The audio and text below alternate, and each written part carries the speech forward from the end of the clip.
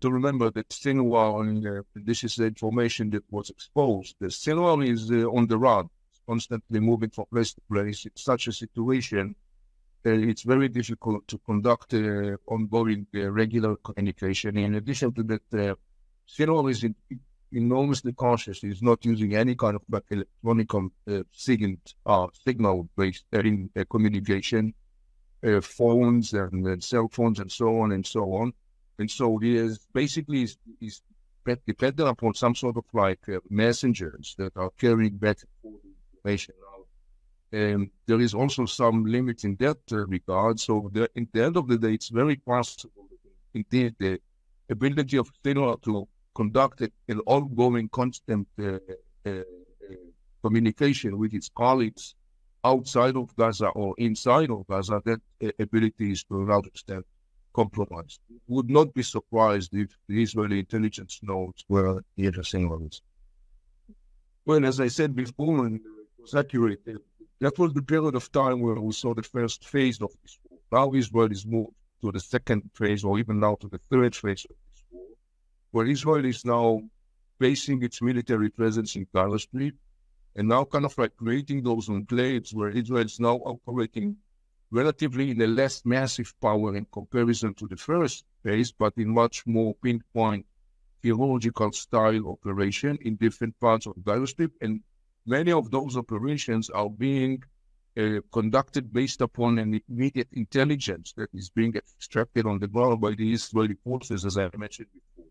So I think that what we see right now is that we are beyond the major step of the major phase of the first part of the war, where there was a huge use of power, military power, and now we see this much more point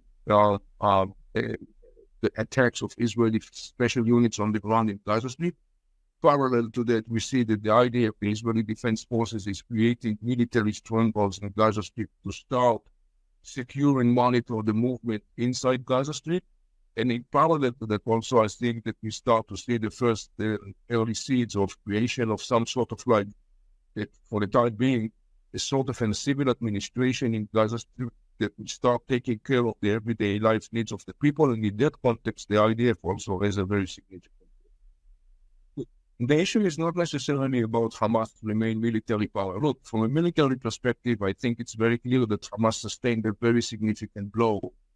The Israeli Defense Forces reports that they have killed something like 14,000 Hamas militants and thousands others were injured. Roughly speaking, Israel says we have been dismantling Hamas military spy. Some 20 out of 24 Hamas battalions have been dismantled. So from a military perspective, yes, Hamas still have people on the ground and, they are still hiding or they're still trying to move from one place to another, but they cease to operate as an organized structure units as they used to be before the war.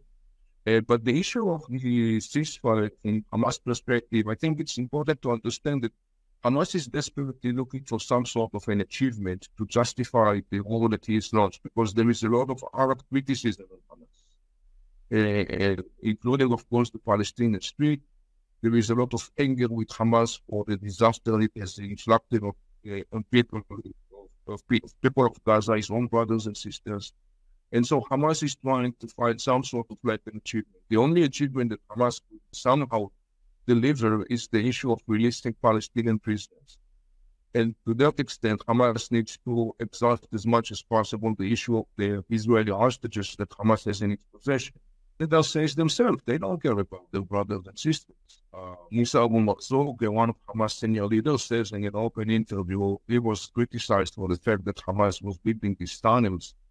And the criticism in the Arab world of Hamas is like, you build these huge tunnels for Hamas, but you didn't build even one shelter to your brothers and sisters in Gaza. And Musa Abu Marzouq, one of the Hamas leaders, says, the tunnels are for the people of Hamas, not for the people of Gaza. We don't care about the people of Gaza. Instead, the people of Gaza is the ones who take care of them.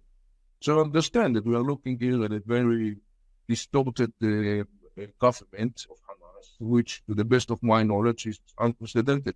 The one and only government in the world that basically has an interest to sacrifice its own brothers and sisters And you can understand that there is an enormous growing anger in Gaza among people in Gaza over Hamas.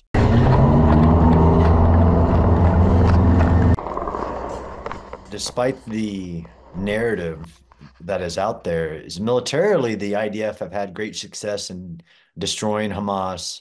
They've returned half of the hostages home, and they've secured their southern borders. There's still work to be done. It's still unclear whether Hamas will achieve victory or Israel will. In this war, based on somebody who used to teach strategy, Hamas's strategy for the war is only to survive. And if they survive the world, as in Hamas's top leadership, then they have achieved a massive victory for terrorism, for Iranian proxies, for the destruction of Israel, which is their grand strategy. For Israel to achieve a victory, it has to bring all the hostages home. It has to destroy Hamas as a military organization with the capability to hurt Israel and to conduct more October 7th, which is its stated goal. This is a unique war as well as a student of war where nobody believes the words of the other side. When Hamas says, my goal is that October 7th was just a warm up. My ultimate goal is to continue to do October 7th attacks and to build power to destroy Hamas or destroy Israel and all the Jewish people. Interestingly, nobody ever listens to them what they say, except we do listen to them when they report civilian casualties daily down to the single digit, which again, I've never seen in a war. So where we also are is that war is a contest of will. It is a battle of the narratives.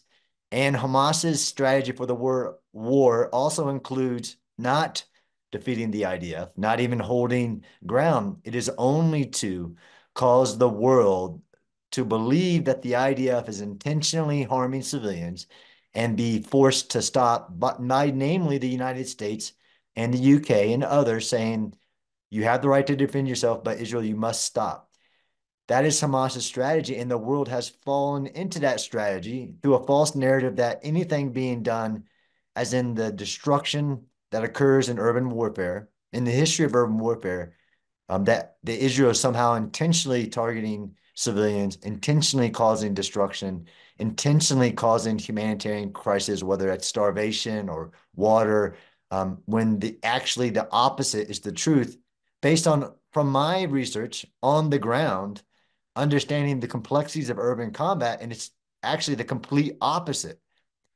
Israel has implemented more measures to prevent civilian harm, to prevent civilian casualties, to aid humanitarian crisis than any other military I've ever studied in the history of war, to include my own military, the United States and others.